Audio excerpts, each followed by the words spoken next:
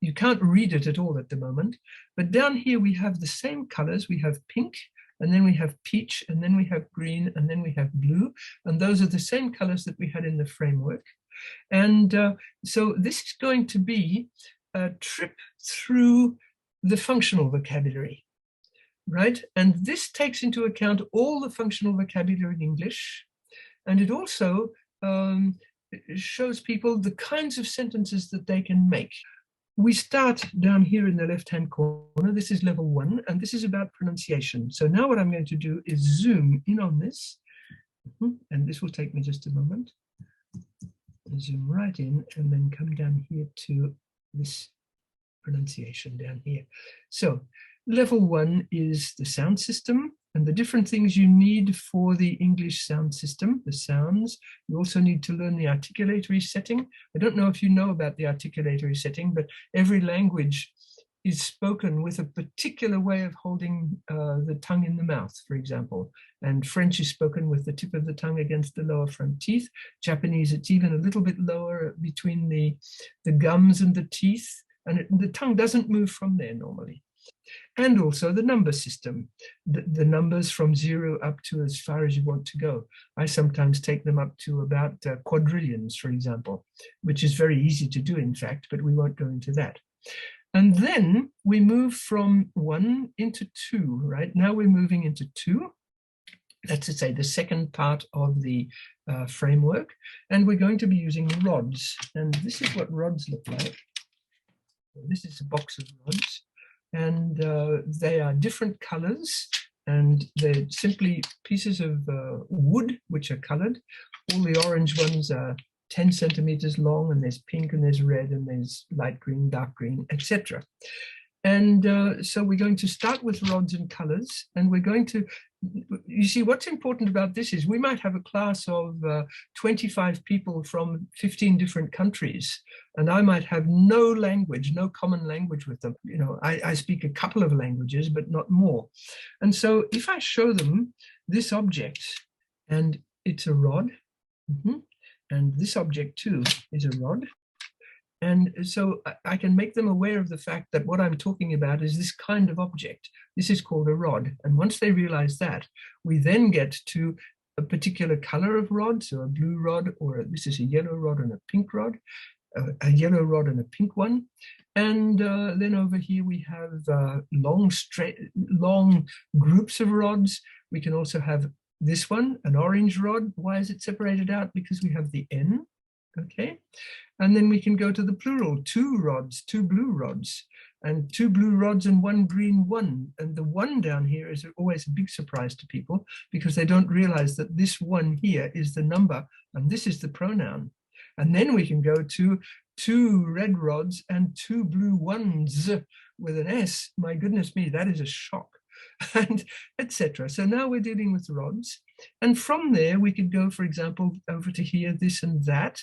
These big circles are made for people to be able to add things if they want to. So you're invited to add. So this rod's green, that rod, those rods. Now we have a plural. Those rods are blue. These and those rods, etc. And then we can go over here and have his rod is whatever color, and her rod, your rod. And then we can keep going over this way. And or what we can do is come back here to rods and go in this direction. And if we go in this direction, we go into the verbs. So here we have take a rod, and then take a blue rod, and then take 3 blue rods and 4 yellow ones, for example. And you see what we're doing is complexifying. Yeah. So the bubble diagram, in fact, once I'm going to move out a little bit now, and the bubble diagram, in fact, gives you a walk through all the functions that you have in English, right? Yeah. And so we have, well, here and there, for example, and then we're going to have take a rod and put it here, take 2 rods and put them there. So we're using the pronouns. And then up here we have the days of the week, for example, and then we go into have, and that's going to give us do you have a rod and all this kind of thing. So we really are making sure that these people have all the functional vocabulary that they could need in English. Now, running through this is blue down here, or turquoise. And this is going to be about writing. So that, as you can see, this is all mainly about reading, and then writing. Familiarity starts here with writing, and immediately we get students can write what they can say up here, but we're now at level 2 nevertheless. So you can see that writing is taken second place compared to speaking, right? And then up here we're going to have the students can write what they can say here, and then over here students read what the classmates have written, etc. So they're getting better at writing. And then we're going to create a spelling chart which will allow them to see the whole system in the language, whatever it might be, etc. It does have a lot, but there is a legend to understand this again at the bottom to yes, and so there are some numbers here for the different type of levels. Yes, but then there are sort of different universes. Those are in colors, and then all the white kind of rectangles are more like the awarenesses that the students are going to make, which are quite complex right in the beginning, actually. Yes, yes, absolutely. That's another thing that Gutenio said. What should we be teaching? We should be teaching those things that students find difficult to learn.